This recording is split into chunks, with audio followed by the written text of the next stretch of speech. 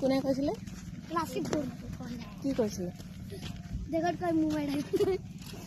চুৰ কৰা মহাপাপ কইছে বুদ্ধদেৱ এই তো টিকলা টিকলি ভাৰত মোৰ বিচাৰি আহি আছে ৰাতিপুৱা আমি কি কৰিব আহিছো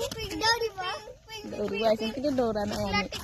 আমি আজি নিহৰ পৰিছে আন্ধাৰ হৈছে সেইটো কাৰণে আমি ফুটিতে ওলাই আহিছো হয় ন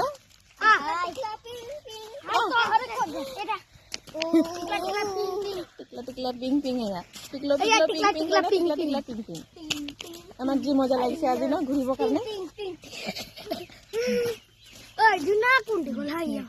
এই দুজন ভাই বেহেন হয় আৰু এইটো মোৰ কপিল বেটা হয় আৰু এইটো মই ৰাতিপুৱা ঘূৰিব আহিছোঁ আমি এটা সেইকাৰণে সৰু ব্লগ বনাইছোঁ ভাল লাগিলে লাইক কমেণ্ট কৰি